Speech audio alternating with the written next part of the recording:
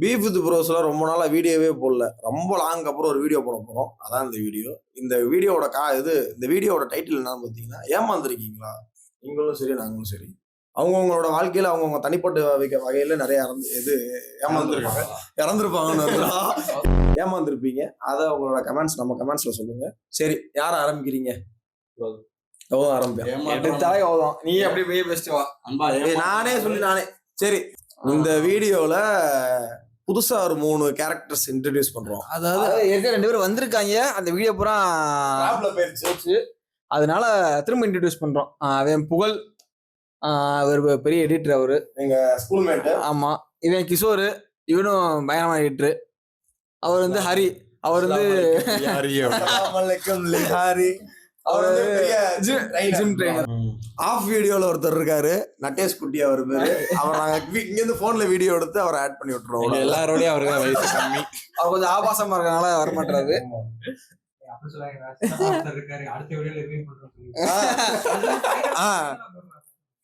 இப்ப நான் சொல்லி தந்த மேட்டர்லாம் சொல்லும்போது நீயும் கற்பனை பண்ணி ஒரு 7-8 பிட்ட சேர்த்து போட்டு விட்டுவான். ஆஃப் கேமரால எங்க சித்தப்பா ஒருத்தர் இருக்காரு. அவர் யாரு, எங்க வந்திருக்காருன்னா இதுன்றத வந்து நாங்க அடுத்த வீடியோல அவரை இன்ட்ரோடியூஸ் பண்ணிட்டு சொல்றோம். கரெக்டா கண்டுபிடிச்சீங்கன்னா டான்ஸ் ஆடுவாரு. என்ன சொல்ல சொன்னா என்ன சொல்லிட்டு இருக்க?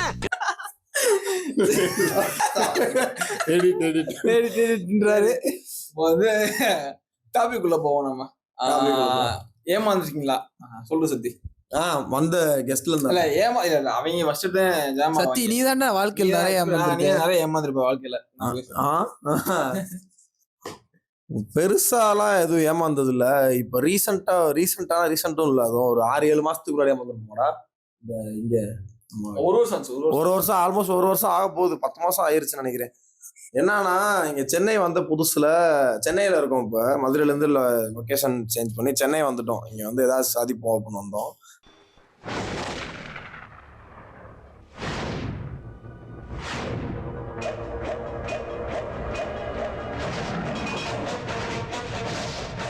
அதுவே பெரிய சரி, அதுவே பெரிய ஏமாற்றம் தான் எங்களுக்கு. சரி, அதை விடு.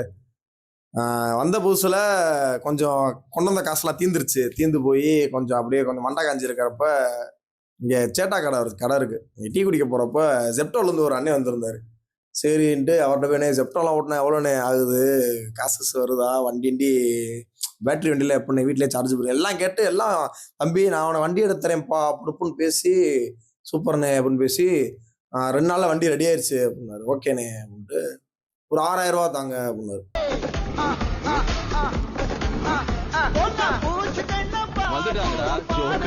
6000 ரூபா கொடுத்து வண்டியை வாங்கிட்டு வந்துட்டோம். ஒரே ஆச்சரியம், என்னடா சென்னை வந்து உதவி பண்ற ஆட்கள் இவ்வளவு பேர் இருக்காங்க, நம்ம தான் சென்னை வந்து இப்படி போர்ட்ரே பண்ணி வச்சுட்டு எத்தனை நாளா சென்னைனாலே மோசமான ஊர் அப்படின்னு நினைச்சிட்டு இருந்தோம். பார்த்தா 2 நாளுக்கு அப்புறம் திருப்பி போன் அடிக்கிற, தம்பி அந்த வண்டி வந்து ஏன் வண்டிடா, நீ காசு கொடுத்தில, அந்த வண்டி ரெடி ஆயிடுச்சு, இதை கொடுத்துரு, அதை வாங்கிக்க அப்படின்ட்டு வண்டியை வந்து கேட்டாரு.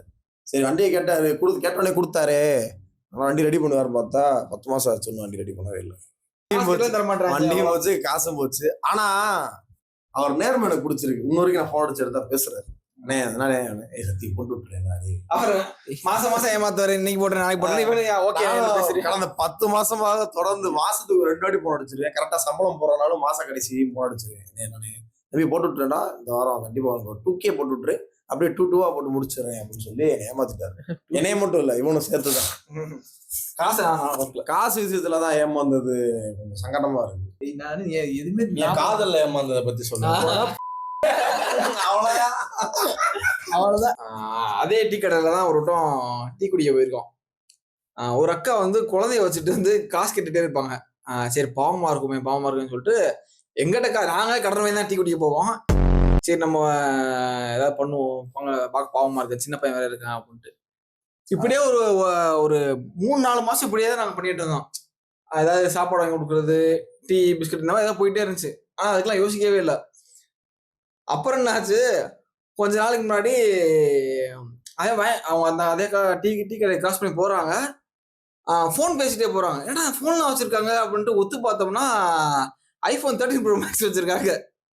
இங்க எவன்டையுமே வேலை பாக்குறேன், எவன்டையுமே iPhone இந்த 11க்கு 12க்கு மேல இல்ல. அவன் 13 Pro Max ஏன்னா 13 Pro Max வச்சிருக்காங்க. அப்புறம் வேலை பார்த்தா பாக்குறோன்றேன்.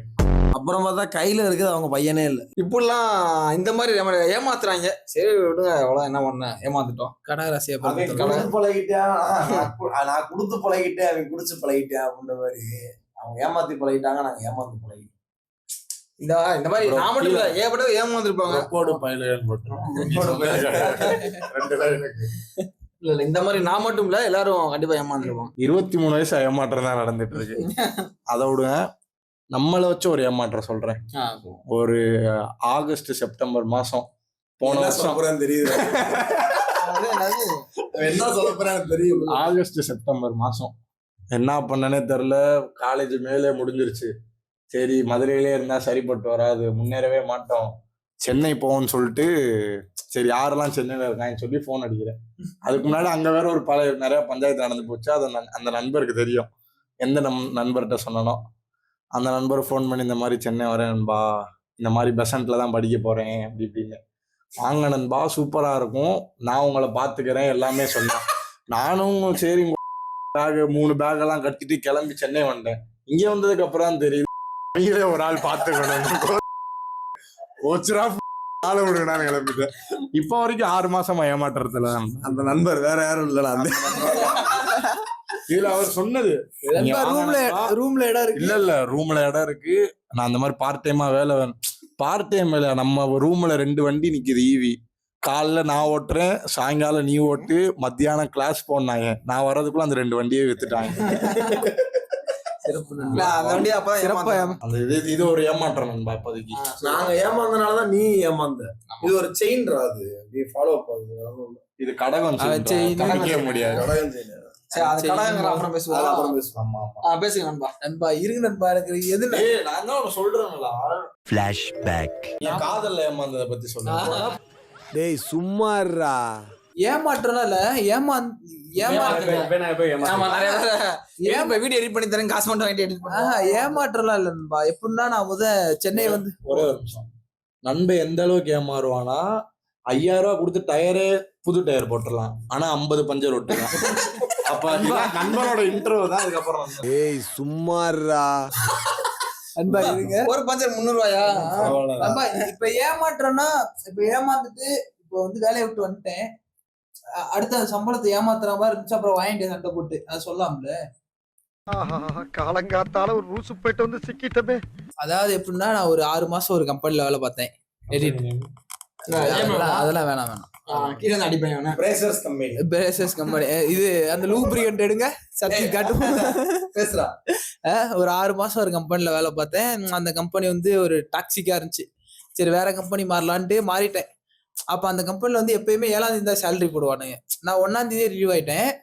அவன் அப்போ என் கூட இன்னொரு தாள் ரிலீவ் ஆயிருந்தாங்க. ஸோ அவங்க எங்க 2 பேருக்கு மட்டும் சேலரி போடல, மத்த எல்லாருக்கும் போட்டிருந்தாங்க. ஏன் போடலன்னு கேட்டா, என்கிட்ட காசு இல்ல, இது லாஸ் ஆயிடுச்சுன்னு சொல்லி எனக்கு தெரிஞ்ச ஒரு 1.5 மாசம் வரைக்கும் எனக்கு சம்பளமே போடல.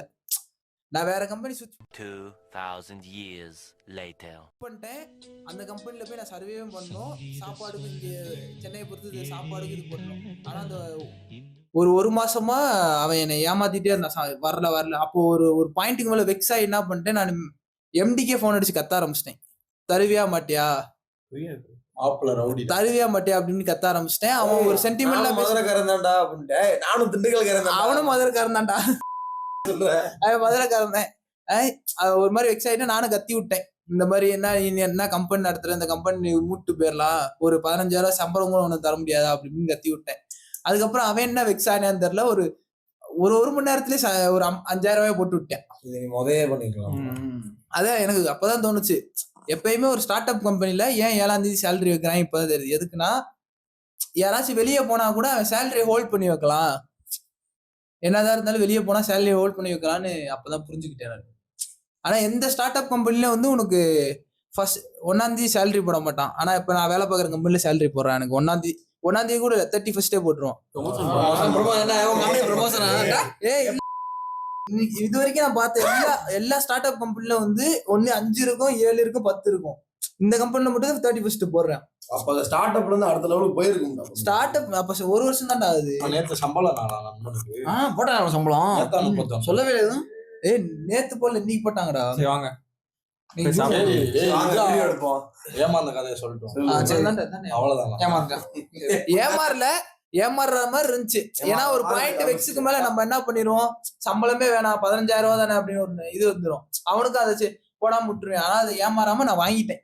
ஏமாறல சென்னை வந்து இவங்கள மாதிரி, அவ்வளவுதான். இப்ப நாங்க 4 பேர் ஏமாந்ததெல்லாம் ஏமாற்றமே கிடையாது. ஆஃப் கேமரால ஒருத்தர் இருக்காரு, 28 வயசா ஏமாந்துகிட்டு இருக்காரு. இப்ப கரெக்டா அவர் சொக்கா மாத்தி உட்கார வச்சோம்னா பக்காவா இருக்கும். அவர்னா கடைசியா ஸ்டேஜ் பை ஸ்டேஜா இருக்கும். இல்ல அவரை வந்து நாங்க இன்னொரு வீடியோல இன்ட்ரோடியூஸ் பண்ணலாம்னு வச்சிருக்கோம். அவரை வந்து வாய்ஸ மட்டும் போடுறோம். அவர் போட்டோ கிளிப்ஸ் வரும். அவர்தான் எங்க சித்தப்பா. டான்ஸ் ஆன கிளிப்ஸ் இருக்குல்ல, அதை மட்டும் அவருக்கு சித்தப்பா அடுத்த வேலை காமிக்கலாம். சித்தப்பா மிரட்டுறாரு. அடுத்து சொல்லுங்க. புகழ் பிறந்ததே ஏமாற்றம் தான். ஆக்சுவலி இந்த மாதிரி வந்து பெருசாக ஏமாக்க இப்போ சின்ன சின்ன விஷயம் கூட நன்மை உங்களே ஏமாத்தியா அப்ப இங்கிலீஷ் வார்த்தையா பேசி. அதான் சின்ன சின்ன விஷயம் கூட இப்போ யாராவது வந்து ஏதாவது ஒன்று சொல்லுவாங்க அப்படின்னா அவங்க உண்மையை சொல்லுவாங்க போய் சொல்லுவாங்கன்னா தெரியாது, ஆனால் நம்பிடுவேன். அவ்வளோதான் பேசிக்காடா. சும்மா நார்மலா இருக்கு கூட. அது ஒரு விஷயம் நடந்திருக்கும்ல. இப்படி இந்த விஷயம் சொல்லும்போது நான் ஏமாந்துட்டேன். கடைசி வரையும் இதை நினைச்சு நான் உண்மை நினைச்சிட்டு இருந்தேன். நினைச்சிட்டு இருக்கேன். நான் சொல்லல இந்த ஆம்ஸ் சொல்லல. ஆக்சுவலி வந்து தோசை சாப்பிட்டா ஆம் சொல்லுவாருங்க. இது வந்து ஏமாத்துன்னு சொல்ல முடியாது. நம்ம வீடு இருக்கு கிடைச்ச அந்த வீடு, அது வந்து சேவ் பண்ணலாம் அப்படின்னு சொல்லும்போது வந்து ஒருத்தவங்க வந்து நிறைய பேர் வந்து வீடு பார்த்து இந்த மாதிரி போயிட்டு இருந்தாங்க. அது ஒருத்தவங்க வந்து ரொம்ப பிடிச்சிருக்கு வீடு, நான் அட்வான்ஸ் தரேன் அப்படின்னு சொல்லிட்டு ஒரு 50 தந்தாங்க. தந்துட்டு ஓகே நான் வந்து மீதி ஒர்க்காக நான் 50,000 அட்வான்ஸா அவருக்கு. ஸோ 50,000 தந்துட்டு அட்வான்ஸாக தந்துட்டு நான் வீடை ஃபுல்லாக டேக் ஓவர் பண்ணி நான் கொஞ்சம் ஒர்க் பண்ணிவிட்டு நான் அவர் இன்ஜினியர் ஆக்சுவலி நான் வந்து வீடை சேவ் பண்ணியிருக்கேன் அப்படின்ற மாதிரி சொன்னாங்க. சரி ஓகே அது அந்த வீடு முடிஞ்சு அப்படின்னா எல்லாமே நார்மல் ஆகிடும். ஸோ இதுக்கப்புறம் எல்லாமே ஃப்ரீ ஆகிடுவோம் அப்படின்னு நினச்சி நானும் வீட்டில் எல்லாமே பேசி கொஞ்சம் ஹாப்பியாக இருந்தோம். பார்த்தா 1 வீக் கிடச்சி திரும்ப வந்து இந்த மாதிரி காசு இருக்கா ஃபன் பண்றோம்ட்டாங்க. ஃபன் பண்றோம். ஆனால் இது இப்போ கல்லஞ்சக்காரன் இப்போ வந்து சிரிப்பாக தான் இருக்குது ஏன்டா அப்படின்ட்டு. பட் அப்போ வந்து ரொம்ப எமோஷனலாக என்னடா வீடு அவங்க டிலே பண்ணி சரி ஓகே முடிய போகுதுன்னு நினச்சோம். பார்த்தா இப்போ திரும்ப வந்து இப்படி ஆயிடுச்சு. இதான் வந்து மற்றவங்க சின்ன சின்ன ஏமாற்றம் தான். ஃபேமிலி வழியான ஏமாற்றங்கள். பர்சனலா அதான்டா சின்ன சின்ன விஷயம் ஏமாந்துக்கும். அவ்வளோதான், பெருசா எதுவும் போனதுக்கு. இந்த இவனே ஏதாவது பேசும்போது நம்பிடுவேன். நம்ம எல்லாரும் எதுல நம்ம ஏமாற்றிட்டு இருக்கோம், காதல் பண்ணி. காதல் பண்ணி ஏமாத்திட்டா கிஷோர். என்ன கிஷோர் சொல்ற? காதல் பண்ணி ஏமாத்திட்டேங்க. அன்னைக்கே சொன்னாங்களடா. நான் காதல் பண்ணி ஏமாந்தேன் சொல்லுவேன். நான் காலேஜ்ல காதல் பண்ணி ஏமாந்தேன்னு சொன்னேன். அப்ப காலேஜ் என்ன லவ் பண்ற?